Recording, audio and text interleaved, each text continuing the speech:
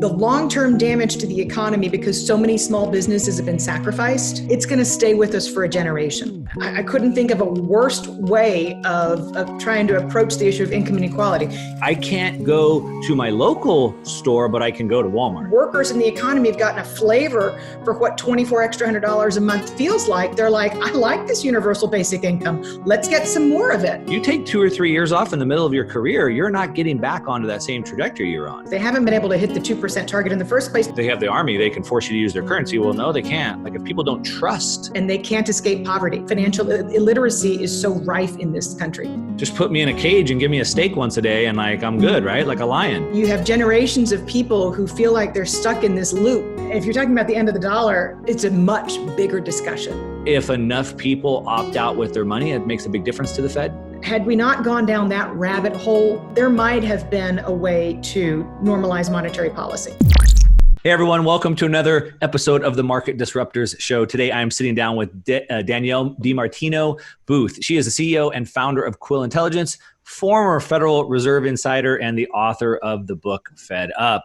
Now, of course, if you're watching this channel, you know I talk about the Fed policy a lot and what it's doing. Of course, I'm not an insider. I make a lot of assumptions, accusations. Of course, we try to look at the facts and data. But today we get to sit down with an insider, and I'm so excited for this interview. So Danielle, welcome, and thank you for joining us. Great to be here. All right. So I've watched you in countless interviews and have a good idea of questions I want to ask. But just for the people that are watching, just give us a quick background on maybe kind of who you are and what you're doing. So I graduated from business school, MBA in finance, bright light, big cities, started off on Wall Street in New York. Never thought I'd leave.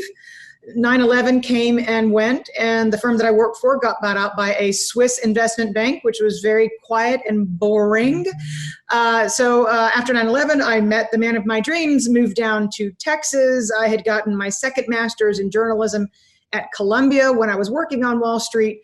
I retired, sold my book of business back to the firm, signed a non-compete, and just decided to write for a living, and thought that my career was going to be over at that point. And at some point, Warren Buffett called, and off I went to Omaha, and you're writing really crazy things and controversial and blah, blah, blah. And Richard Fisher called from the Federal Reserve. I ended up working for him for 9 years at the Dallas Fed as an advisor, and I'm anything but a Fed bureaucrat, so it was an interesting fit. And I enjoyed myself so much, I came out of the Fed and wrote a book for 2.5 years called Fed Up, an insider's take on why the Federal Reserve is bad for America. So I suppose you could call that my exit interview. And since then, I have started a research firm, Quill Intelligence. We publish daily, we publish weekly. We've got retail and institutional subscribers, and I talk a lot. You do talk a lot, and we love hearing it. The public, the market has decided they like what you have to say. Now, I'm curious to dig into the Fed. Now, I saw in another interview, I think it was with Patrick Bet-David, and you said that you're fiscally conservative, and that you believe in bringing down the debt in America. And maybe I'm just curious, is that maybe what happened at the Fed, right? You're fiscally conservative. You weren't agreeing with their just inflate away till no infinity or to infinity? I was never a fan of the Fed enabling Congress to borrow as much as it wants. I listen to the conventional wisdom is always, well, you can afford it as long as you can service the debt. I don't buy that for a minute, but that is what's happened in the extreme with Uncle Sam. Mm-hmm. And that is, if the Fed brings interest rates down to the lowest level in 5,000 years, well, lo and behold, the government's going to start running up deficits and debts that it cannot in the end afford. And look at where we are today. Yeah, exactly. Great point. And for everybody that's listening right now, make sure you stick around to the end, because I am going to ask Danielle what that end game looks like, and we're going to try and just make some stabs in the dark at it. So make sure you stick around for that. But back to that point, so being fiscally conservative and seeing them spin to infinity, I could understand that stress.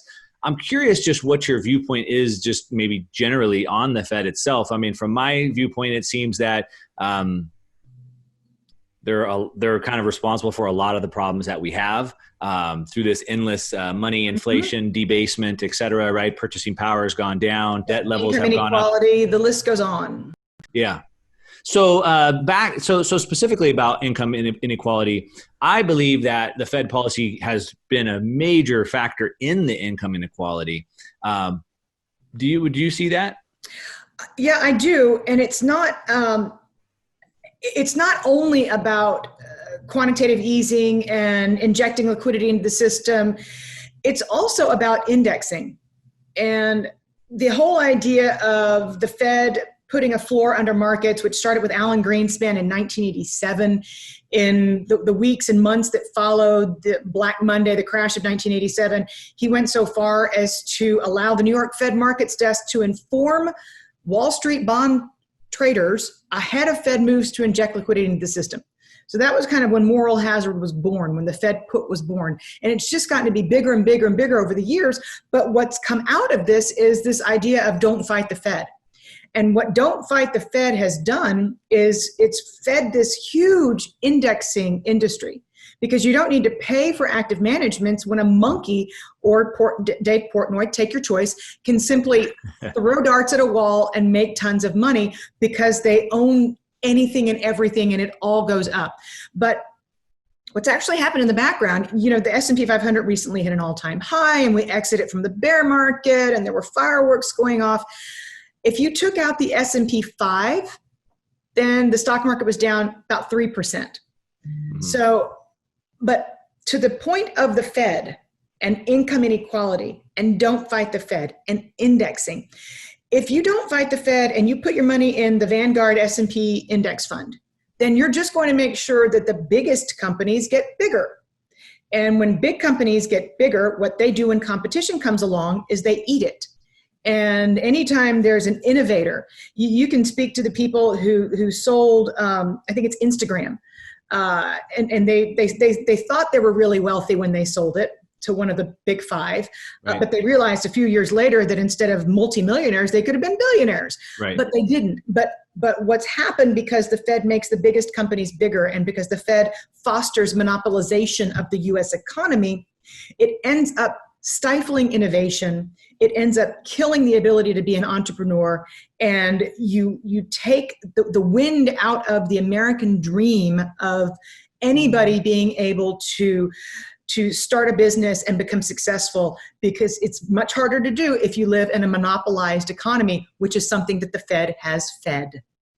Yeah, that's such a great point. And to be honest, it's something it's a little bit of a different twist than I've actually looked at. Obviously, I see government policy going into a lot of the monopolization, but haven't really thought, and of course, the easy flowing money goes into that as well, letting these big companies, these tech companies run at massive losses, right? Like that's one reason why I think like Warren Buffett's maybe kind of lost it, because he's still looking for that value investor. But today, companies aren't about making money. They're just about growing.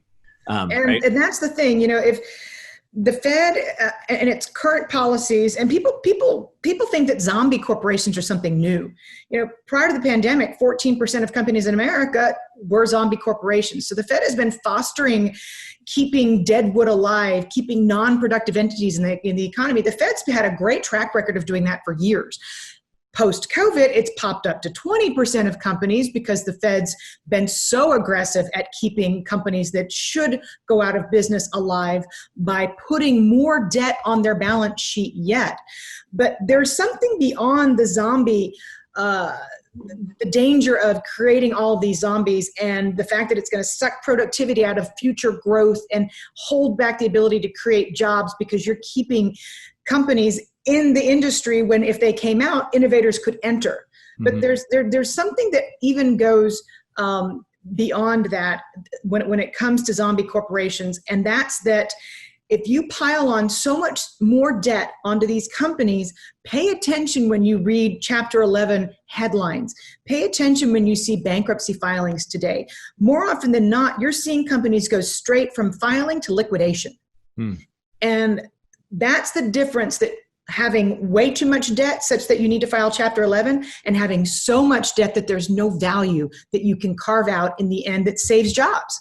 And that is what this current generation, this last iteration of the Fed's hoorah is doing. Yeah. So just to dig into that just for a second. So typically you would see a company file for Chapter 11, which would give them protection to reorganize. But you're saying they're not bothering. They're just going straight to liquidation because there's just no hope.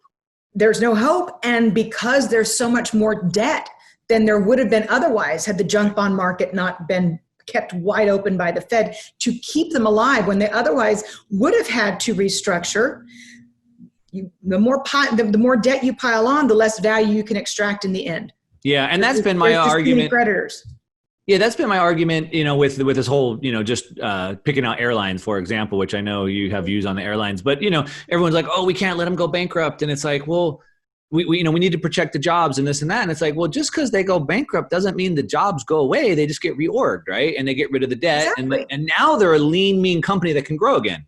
But instead, you're saddling them with more debt. That's not like a good thing. But yeah, I mean, American Airlines had in one press release that they were going to be issuing $2 trillion of debt. And oh, by the way, on September the 30th, when the bailout expiration ends, they're going to be upping their layoffs from 20 to 25,000 people.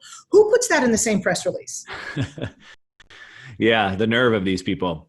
So it seems like, I'm not the brightest guy. I don't have your pedigree, but it just seems like so obvious to me. And I see comments. I mean, I see 5,000-10,000 comments a week on my videos. And it seems like people get this.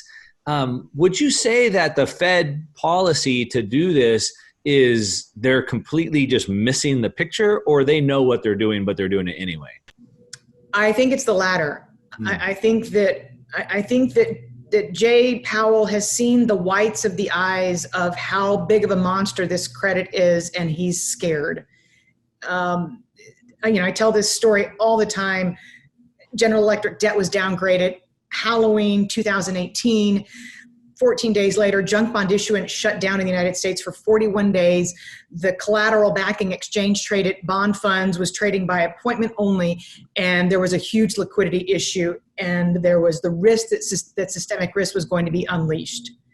And that was what brought out the Powell pivot when he realized that so much debt has been created that this is possibly worse than the subprime crisis would be, because in the aftermath of the subprime crisis, everybody decided that quantitative easing was the way to go. Everybody was lower for longer, whether it became a global phenomenon, and now you have pushing $300 trillion of debt worldwide and a beast that central bankers simply don't feel like they can tame. Yeah.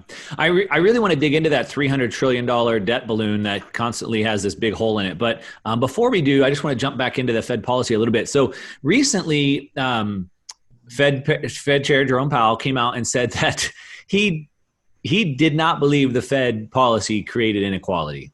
And right? I mean, he said that. And then we have Senator Elizabeth Warren introduced a bill with a few other people, a bill to specifically have the Fed fight inequality. So currently, a Fed policy should be to maintain stable inflation and maximize employment. But apparently that's not good enough now. Now the Fed's going to fight the inequality that they create. With all due deference to Senator Warren, I couldn't think of a worse way of trying to approach the issue of income inequality. If you want to stop the Fed from widening the income inequality divide, then just tell them to quit supporting Wall Street with Main Street as the loser. Right. Period. Yeah. Okay. I just, again, like I said, it just seems so obvious to me, and the comments that I see, to see senators, Maxine Waters and whatever, going behind this. I guess it goes back to that previous question. Do they not know? And maybe Maxine Waters and Elizabeth Warren don't. I would venture to say that Elizabeth Warren completely understands what the Fed is doing, and that in a post-COVID world, because of the programs that the Fed has laid out, and this is her thing. She doesn't like the big banks, and yet when the Fed pries open the credit markets and all of these companies are rushing to do record levels of bond issuance, sorry, but that is a great pop to the revenue line of these biggest banks. And that is what this policy, this post-pandemic policy has done, along with quantitative easing. I mean, somebody's got to sell the bonds to the Fed.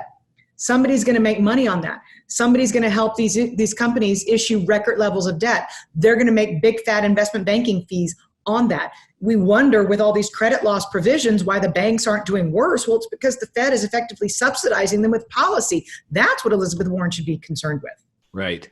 Yeah. So yeah, it just seems so obvious that they're missing it. So it seems like they have to know and intentionally be doing that. I know you've talked quite a bit about good politics, good optics, all that good BS. Yeah.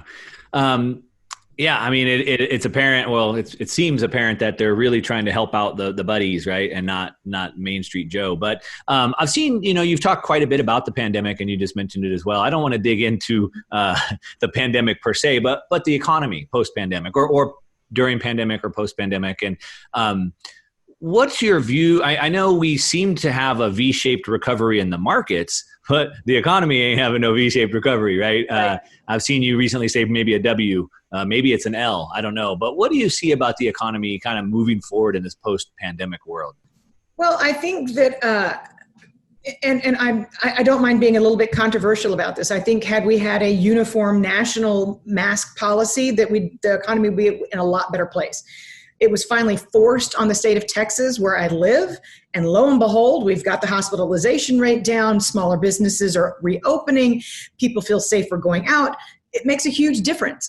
And the fact that we had a patchwork approach meant that the biggest spenders in the economy were too frightened to come out of their house. And that's just flat out Gallup polling, non-biased polling. Well, they weren't just scared to come out of their house. I live in California, and we were mandated. I mean, the businesses were forced to shut down. It wasn't a matter of being scared. Well, no, I'm talking about states that reopened. Right. And when businesses were wide open and come on in, there was too little follow through. Economically speaking, something was missing. And the something that was missing was that the people who have the most money to spend still weren't coming out of their houses, because there was no policy mandating that you wear a mask. I just, the thing that gets me about masks the most is that it has nothing to do with science. It has to do with economics. And the top 40% of earners in America, the top 2 quintiles of earners, account for 61% of consumption. If you're not going to convince them to come out, you're dead in the water with trying to reopen an economy. It's just not going to happen. And lo and behold, it didn't happen. And when you look at spending by zip codes, the highest income zip codes have had the highest degree of small businesses closing. And that's a shame. Because again, had they felt safe going out, maybe their dry cleaner wouldn't be out of business. Maybe the restaurant down at the corner wouldn't be out of business, but nobody had any continuity. I mean, Angela Merkel, I don't agree with all of her policies, but she was like, fine. Literally, you were fined. And Germany opened back up. So I think that to answer your question, the long-term damage to the economy, because so many small businesses have been sacrificed, because we haven't had strong leadership, it's going to stay with us for a generation. You can't bring back small businesses overnight. So this is actually going to increase the divide between the oligopolies and the monopolies and the biggest companies and the smallest companies. And it was a policy error that occurred in Washington, D.C. And it's a shame. Yeah, I know, as you said, it's controversial, and a lot of times talking about politics is because there's opinion in there, but you can't understand finance without talking about politics because they're so intertwined, right? So I get that. I'm curious, though, because it seems like we've seen the middle class be hollowed out in the United States, and through policy after policy after policy, whatever you want to call it, that a combination of, as you've already said, right, indexing and giving free money away, and crony capitalism, regulations, outsourcing, all those things. But it almost seems to me, and again, if you would look at it from politically, like there is a reason why they want the middle class hollowed out, and this almost seemed like a continuation of that, because it's the mom and pops. I can't go to my local store, but I can go to Walmart. I can't go to my local hardware store, but I can go to Home Depot. Like, it's like purposely targeting the middle class almost. It is. And again, had there been a cohesive leadership structure that said, we're going to open up all businesses and we're going to open up all businesses safely, then you wouldn't have seen such destruction in the small business sector. Had the Paycheck Protection Program not just been for W-2 employees, had there been 1099s that were able to be included, had they accounted for the fact that if you're a restaurant and you're being told that you can only reopen with 25 or 50% capacity, you might want to bend the rules some way, somehow, to allow the small business to stay both in compliance with regulations in terms of social distancing and not have them lose the loan ability because they're not covering 75% of the loan proceeds with employment when you're not allowing them to employ their employees. So Washington, in my opinion, has completely failed the middle class yet again. And at the same time, they've effectively introduced socialism into the U.S. economy with the stimulus bill. And now that workers in the economy have gotten a flavor for what $24 extra $100 a month feels like, they're like, I like this universal basic income. Let's get some more of it. Yeah. So it's a dangerous path we've gone down to have signed in legislation without really thinking about it. Legislation that helped people not work and legislation that put hardworking small businesses out of business. Yeah. So I agree with what you're saying. I mean, you're talking about multi-generations or a decade to come back. I think maybe multi-generations, because we've seen like restaurant chains that have been passed down through multi-generations that are gone now. And so a lot of that's not coming back at all. And also like, I grew up racing dirt bikes, super dangerous. I have metal in every limb of my body.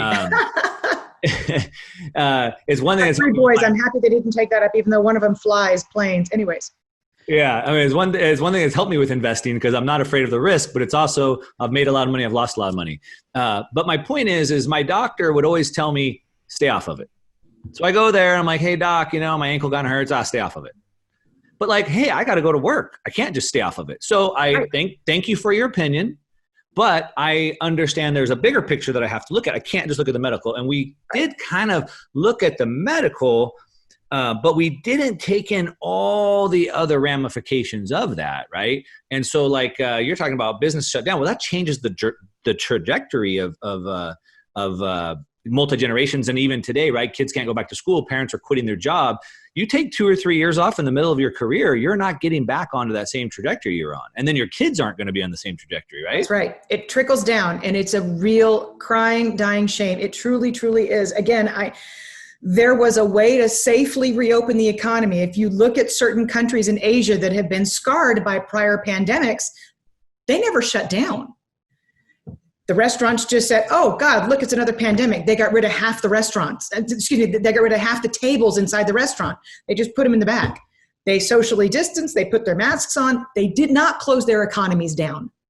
Yeah. And they haven't had this massive loss to their small business economies that we have. But yet nobody in a leadership position, and I'm talking about both sides of the aisle, nobody was strong enough to say, you know what, let's be humble about this. We're not a country that's accustomed to pandemics, but let's look at countries whose economies are not being devastated by the pandemic and maybe emulate what they're doing. Sure. There wasn't any logic to it. Sure. Yeah. Well, no doubt that it could have been done better. And the sad thing is it's continuing to be done bad. So we'll see how that goes on. But jumping back into the Fed stuff, because I got my Fed insider, so I want to ask you questions there. They're constantly saying they have this target of 2% inflation. Mm. And I heard you mention, I think it was on David's podcast, the CPI, which is the Consumer Price Index, what they measure. And it seems to me that, over time, they continually change what they're looking at to get the CPI. Mm-hmm. And supposedly they can't get any inflation, but yet Main Street knows that, for sure, healthcare, education have gone up big time, for sure. Oh, yeah. We know that home prices have gone up, and even my milk and my steak have gone up, and like big time. So what the heck are they looking at for CPI? They're not looking at what part of the Fed's problem is very basic. They try and smooth everything out. Well, we don't live in a smooth world, but they try and smooth inflation out by removing food and energy costs. Sorry, but those are pretty important to most families. Yeah.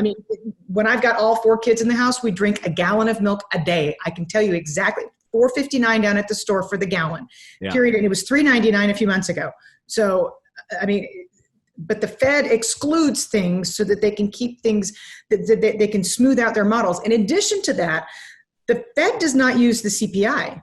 The Fed uses PCE, which is an alternative measure of inflation, which uses my biggest pet peeve, which uses Medicare and Medicaid reimbursement rates for the input for healthcare inflation. I can tell you that that's not what I pay for healthcare at all, that my premiums have gone up, that my copays have gone up. And that's the second largest input to inflation. The largest input to inflation is housing.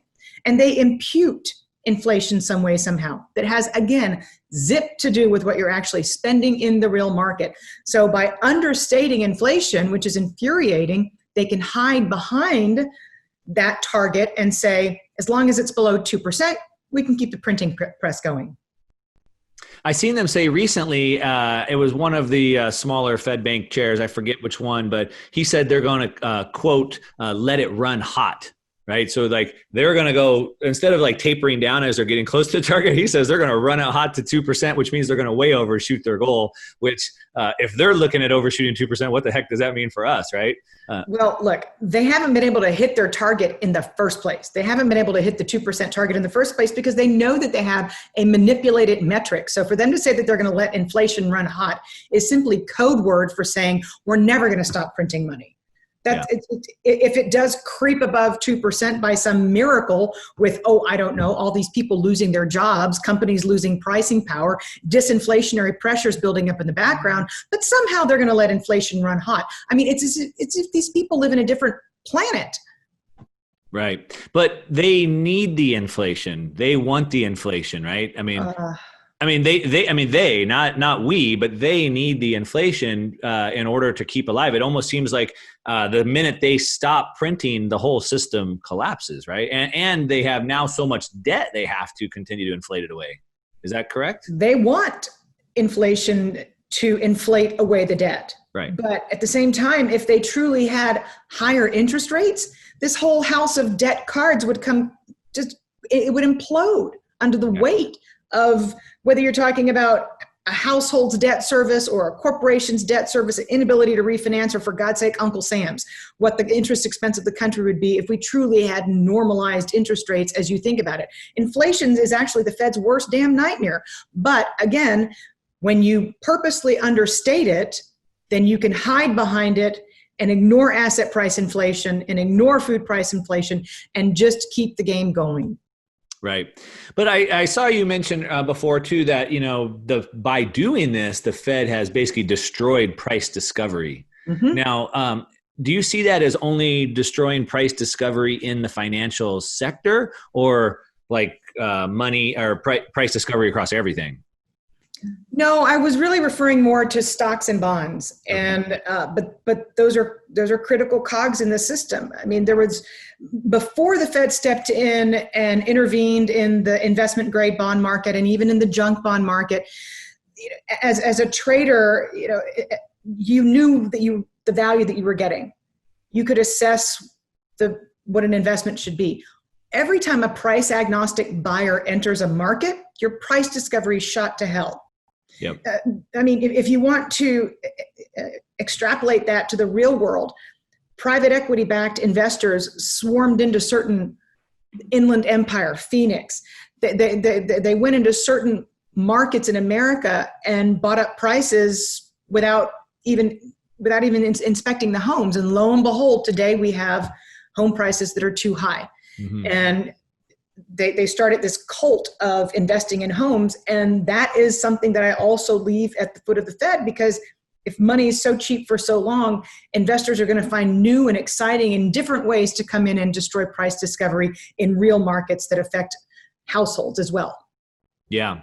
I've definitely been influenced big time in the Austrian school of thought, right? A lot of the Mises stuff and whatnot, and a lot of F.A. Hayek. And, they talk about like money is communication. And I kind of believe that, central planning fails.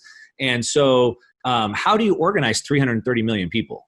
And so through money is communication, is price discovery. So how do I know I need to order new supplies? How do I know I need to raise the price of my thing, right? Well, the market can organize all those people when there's price in there. But when money is distorted, then nobody knows what the heck to do. Do you see that?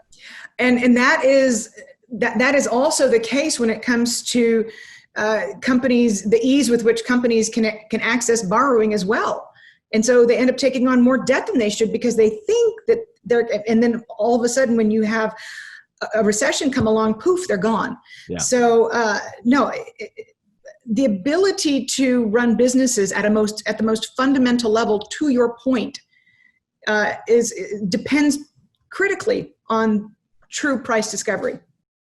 Which is why when you look at socialism and you look at the problems it has when they have everything controlled by the government, you lose all of that. And then you end up with massive shortages. They don't have enough parts to fix their car. They don't have enough food to eat, right? And it's all because it's been completely captured and controlled. Yep. I lived in Venezuela. I lived in Venezuela before socialism came about. So I'm a big study of that. And nothing scares me any more than the armies of modern monetary theorists who think that we can just print away as much as we want to give everybody everything they need in a pony. And no, it's a very slippery slope. But again, I don't think there's enough of a recognition of the fact that we've taken a step in that direction with the magnitude of the stimulus bill. If you look at the past 6 recessions, yes, if you look at the past 6 recessions going back to 1970, disposable personal income adjusted for inflation declined by 0.5% during those recessions. Real disposable income, inflation adjusted disposable income in this country has risen by 32% in the current recession on an annualized rate, because we've given away so much. But again, we've taken socialism for a test drive. And my greatest concern is that there's going to be enough critical mass to keep it going, because we have to remember this was signed into law with a Republican in office. They wanted 1 trillion instead of 3, but yeah.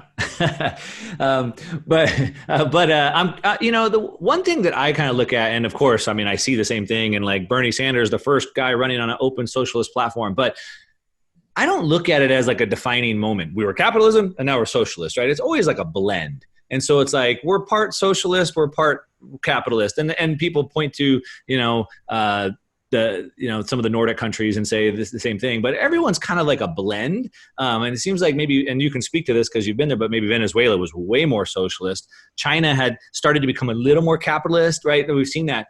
But like you talk about like the money going out, the stimulus, whatnot, but we already have welfare.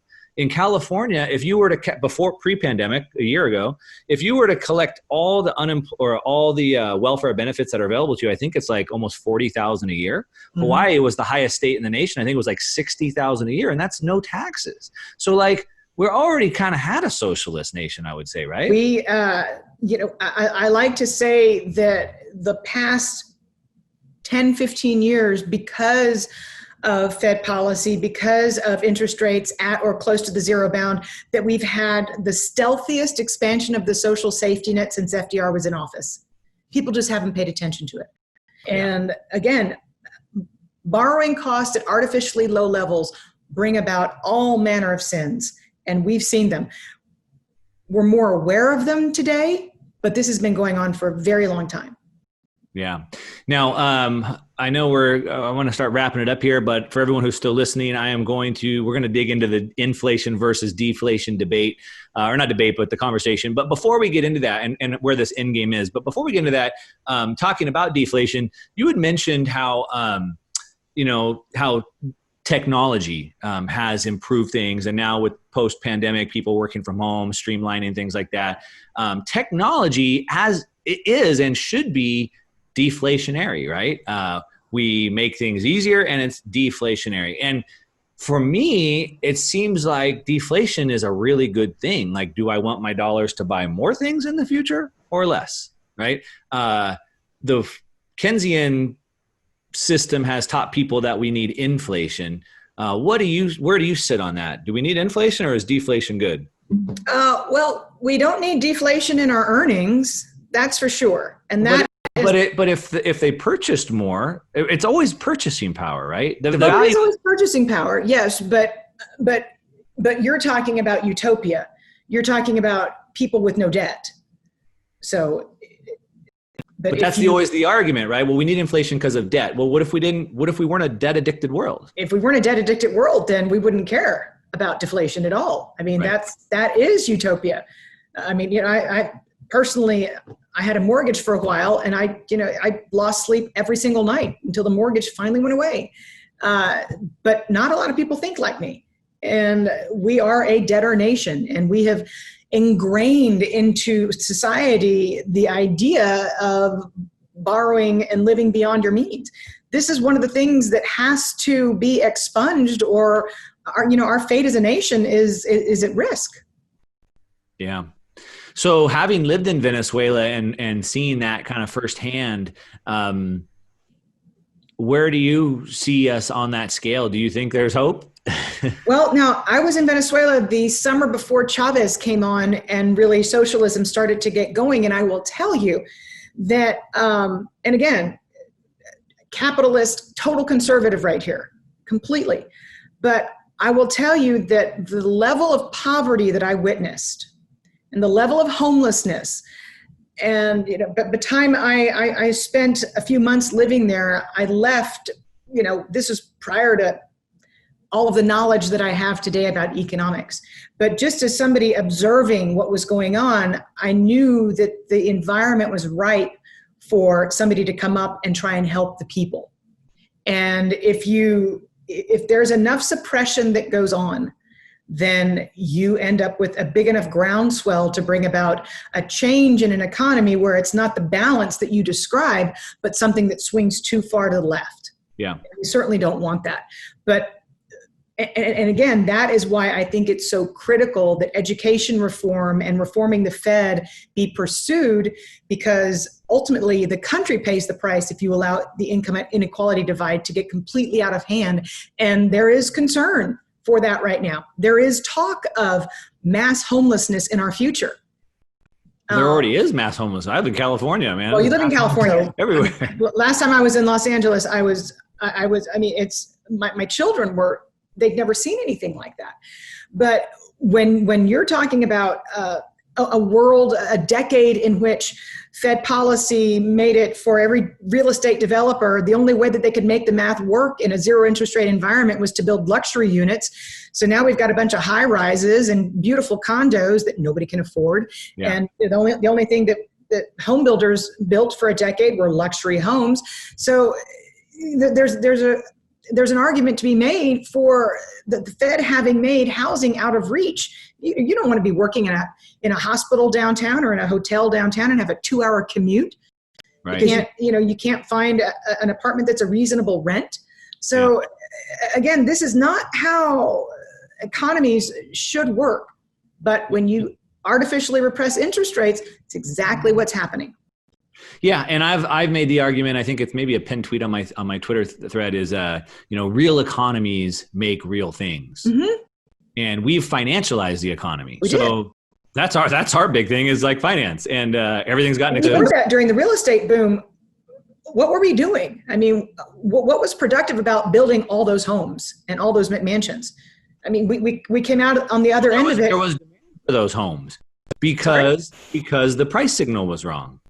Of course, the price signal was wrong because Alan Greenspan, interest rates too low for too long, and subprime mortgage went through the roof right in your backyard. New Century, Countrywide, all those names probably ring a bell. Oh yeah. I got caught up in that, and unfortunately, it didn't end good for me as well. And that's part of the reason why I really dug into gold and learned about hard sound money and found Mike Maloney and Ron Paul, and I started chanting "In the Fed" with him, and here I am a dozen years later. But getting back into that, I would just say one comment. I didn't have this on my list of things, but I'm 45, so I'm like old enough to have kind of grown up to like be fearful of the USSR. And I remember thinking like communist Russia, like they tell you what you can do for work and what you can't do. And I remember as a kid, like people like coming from Cuba and like risking their life. And I was thinking like, oh, they're swimming in shark infested water to like escape, and I remember the Berlin Wall. And I remember these thoughts as a kid, like, what if I was like at my friend's house and then I woke up in the morning and the fence was up and I couldn't get back? And like, we have all these examples, and we have real life examples. Venezuela, right? Why do people still think it's a good idea? Well, it's an easy way of thinking. It is. It's the easy way out. And on top of that, you've had a lot of corruption in public education in America, such that you have generations of people who feel like they're stuck in this loop and they can't escape poverty. And in many cases, you can't. I mean, I've actually written some ideas down. I've published some papers about education reform. And, if you want to spend taxpayer dollars on something, then make sure a working mom has childcare coverage in the first few months of a child's life so that she can rejoin the workforce. Don't make it so prohibitively expensive that she has to drop out and go on welfare, because then she's going to be stuck in a loop and her kid's going to be stuck in the same loop. And there's make it to where people can work. And that is what you need to do, I think, to ensure that, because working parents teach their kids to get educated. Parents who don't work, don't. And that is part of the problem, is it comes down to the parents, and that is part of where financial illiteracy is so rife in this country. Yeah, we could have a whole show on that, and I don't really want to jump into that. But you're absolutely right. It's always about education. Our food that we eat, our medicine that we take, everything always boils down to education. And I think the system has intentionally, we know this, right? We know it's been taken over, and it's intentionally created a bunch of victims. Like, hey, you can't get ahead because you're poor. You can't get ahead because you're black. You can't get ahead because you're a woman. And now, when you become a victim, then you're looking for a savior instead of empowering people.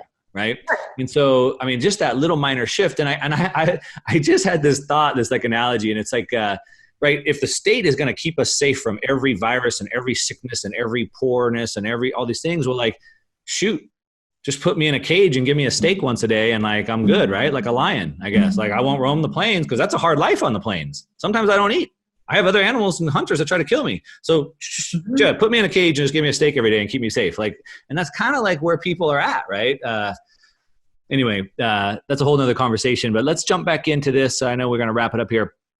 So I know that you're really bullish on gold. You've talked about that. Right now we've got one too many speculators in the house, in my opinion. But anyways, yes, it is a long-term hold.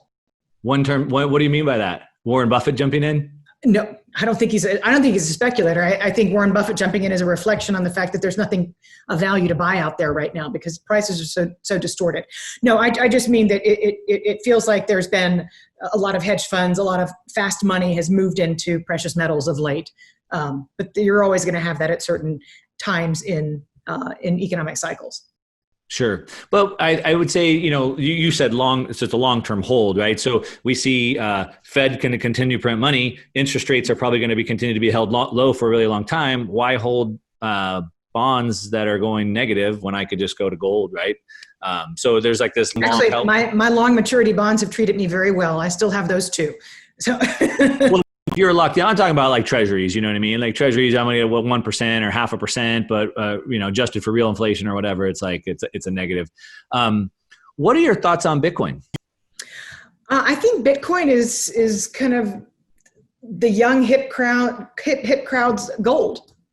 I think that it is a reflection of the disgust with fiat money and the Fed monetizing the debt. I think Bitcoin I literally think it's a modern day equivalent to gold, or I think that that's how it's perceived. Mm-hmm. From what little I understand about it, the economics of mining for Bitcoin are not ideal. And once quantum comes about, I think that could revolutionize how the world views cryptos. But at the same time, we already know that all major central banks in the world are looking at sovereign cryptocurrencies such that you have to wonder, if there are crypto sovereign currencies, what the fate would be then of something that was not sovereign. Well, Bitcoin is not cryptos. So Bitcoin is a decentralized system that's built on proof of work on a miner system. So all the other cryptos are centrally controlled, and sovereign cryptos will be the same thing, centrally controlled. And we know where centrally controlled things go, they become manipulated and distorted. A decentralized technology that is not able to be manipulated, inflated, distorted, whatever, is different. And I always think about F.A. Hayek. He said that there will never be a sound money again until we take the thing out of the hands of the government. And it can't be done in a forceful way. It has to be done in a sly, roundabout way. He said that like in the 80s, and so foretelling, because that's kind of where we're at. So as a Bitcoin person, we believe that we want to opt out. we're opting out of the system, right? Getting our money out of the financial system. All right, forget the Fed, forget this whole thing. We're just going to take our money. We're going to vote with our money, right? And we're opting out. Gold is a way is opting out as well. Do you think if enough people opt out with their money, it makes a big difference to the Fed? Are we going to win that war opting out? Oh, I think if you have enough adoption of anything, then it will win. I mean, that's a rhetorical question. It works as long as everybody agrees to it working. That's a bigger battle to fight. Yeah, I don't see a government ever saying, hey, let's just forget the dollar and move to Bitcoin. Like, of course not. They're going to want to control it, manipulate it, but it's like the people's money, and again, in Venezuela, and they say, well, they have the army, they can force you to use their currency. Well, no, they can't. Like, if people don't trust the money, they're not going to use it. I'd rather just trade you water for bread, right? So it's like, hey, you can have the government money over here and we'll have our own money over here maybe. But you're talking about kind of the ultimate end game, right? Because people in Venezuela who had money, they got it out of Venezuela and put it in dollars. And that's kind of what capital flight has always looked like. If you're talking about the end of the dollar, I mean, it's a much bigger discussion. Yeah. So we'll tease into that just a little bit. And I know we don't have time. We're going to wrap it up here in a couple minutes. But talk about the end game. So we're in a situation now where we have this massive debt bubble. I don't know, 300 trillion, whatever it is, 1.2 quadrillion derivatives. Who knows how big that is? And it's constantly trying to deflate, and the Fed keeps trying to inflate it. Right. And it seems like each correction that we've had is the market trying to correct, and the Fed just keeps trying to pump it up. We're at a point now where I think you said earlier, like the Fed's kind of between a rock and a hard place. They have to continue to print. If they quit, it's over. So what does the end game look like? I'm thinking that they go until they blow, meaning it's having diminishing returns, right? It's already having less and less effect, but they have no choice, and they're going to just go until it doesn't work anymore. Is that what you see? Or what do you think? Are they going to they're going to wake up and pass austerity tomorrow? Like, how does that work? Look, Jay Powell's first 11 months in office, he tried desperately, and he was serious about it, about shrinking the balance sheet, about quantitative tightening, about normalizing interest rates, getting interest rates up to higher levels. I mean, he was our last great hope because he had the stones to actually try and do it, and he failed.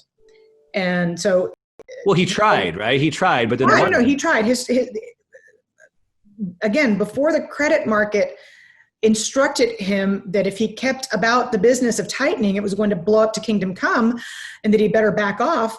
Right. He was really making an effort to take us to a better place. And what he learned was that had we stopped after the housing crisis, had we not ventured off into quantitative easing, had we not gone down that rabbit hole, there might have been a way to normalize monetary policy. But there's not anymore. And in theory, because again, the $300 trillion figure that we're throwing about, that's a global number. You have to have, for the end game to work, which is a debt jubilee, theoretically, of all sovereign debts, you have to have all the countries agree. And at last check, not all countries in the world are our allies. And that is really the discussion, I think, that brings us to what the end game might or might not look like. And you recall from history that every time a reserve currency status has been lost, there's been a war involved. And that is really my greatest fear. It's that we keep the money printing going. The genesis of every world war in history has always been economical in nature and triggered by something debt related. So again, if the kumbaya happy ending is a debt jubilee, and all the countries in the world are going to agree to expunge all of their sovereign debts, wipe the slates clean, forgive everything, forget everything, in order for that to work, you have to have every single country agree with the United States.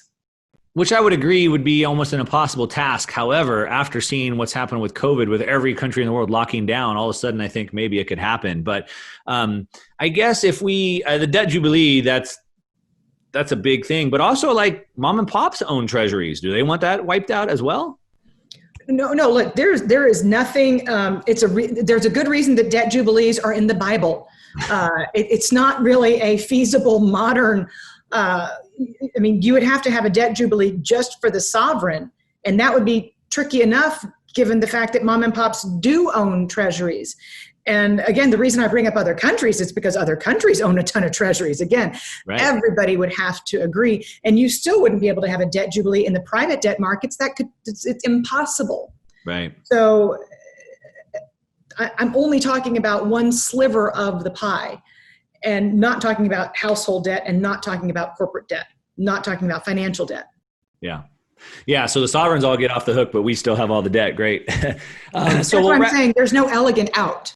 No, there's not. All right. So last question, and we'll wrap it up. So the question is inflation or deflation. So we have this massive debt bubble, and it's continuing trying to deflate. The Fed's trying to reinflate. It seems like defaulting on $1 billion is very easy, and the money's gone. To put $1 billion back in is a lot harder. However, we see, the Green New Deal, and they want to spend 30 to 90 trillion. Where's that going to come from? Whatever. So do you think the Fed is able to inflate the balloon faster than it's deflating? Or are they going to be able to inflate it for a while and then lose? Or are we going to go into a deflationary period? Like, how do you see that playing out maybe over the next couple years or whatever? So I think right now that the Fed is trying really, really hard to engineer inflation. In fact, the Fed is trying so hard to engineer inflation that it's gotten into the business of buying Treasury inflation protected securities to push up inflation expectations like by force. So they're trying as hard as they possibly can. However, 1 million new filers of initial claims every week dictates that you're going to have deflation eventually take hold if there's not some kind of a magnificent economic recovery in the offing, which is going to be very difficult to do given the fact that debt got us in this situation in the first place, and debt by definition is a drag on economic activity and a drag on the ability of the economy to achieve exit velocity. Right. So I think that deflation can, in the medium term, rear its ugly head. I see the possibility of there being negative nominal rates dictated by the market, as we've seen in France, Germany, Holland, Switzerland, the UK. So, and that would be very daunting for the Fed because it would obviously reveal that they had lost the battle, the inflation deflation battle. Yeah. So, but again, you can only take so many people out of the workforce, which kills pricing power, and hold off deflation for so long. So which one is it going to be? I think we have deflation first. And I think if we try and keep printing, it depends on who's going to be in Washington.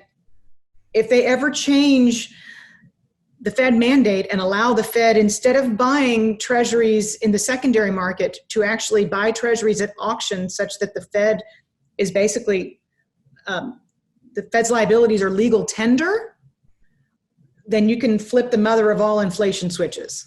Okay, and just interesting. Kiss your ass goodbye. So you think deflation and then inflation? It depends on what Washington does or doesn't do. If somebody draws the line and prevents the Fed, opening the Federal Reserve Act is a big deal. Yeah. And it's a can of worms. But if the Fed, but look at what they've done with the Treasury and special purpose vehicles and off balance sheet and corporate bonds and municipal bonds and junk bonds. So clearly they can expand the Fed's footprint if they want, the politicians in Washington. Let's see what they do next. Yeah. And that's a great answer. And we'll wrap it up with that answer. And just for everybody listening, nobody has a crystal ball. I always say it'd be so much easier if we did. And so nobody, myself, I never give predictions. And obviously Danielle is trying to stay away from it as well. And what we do is we look at probabilities, right? Like, hey, this is probable. It's not a very high probability. But if these things happen, then it could, right? And so for everybody listening, just try to always think about things in that framework and pay attention, watch for the signs. Inflation and deflation are both probable. And then we'll watch the signs to know which ones are coming, and we'll have to react accordingly, right? You've got 10, 20% of the workforce, depending on what statistical agency is telling you what the data is, out of the workforce. I'm sorry, but a monkey could tell you that that's disinflationary. Yeah, exactly. But money printing eventually is inflationary. And you're right, you just have to assign odds. Yeah, great. Okay, we're going to wrap it up with that, Danielle. I appreciate you so much. I know we've went maybe a little bit over, so I appreciate that. Now, of course, you're all over the internet with all your interviews, but maybe do you want to direct people to where they can go follow you for more? Sure. You can always follow me at DiMartino Booth. I'm the most active by far on Twitter. Come on over to my YouTube channel as well. And if you really want a great education and good entertainment every day, then become a subscriber at Quill Intelligence. We're happy to have you. Great. And I'll link to all that in the show description so everybody can go find that. And with that, we're going to wrap it up. Danielle, thanks so much for joining. Thank you. Take care.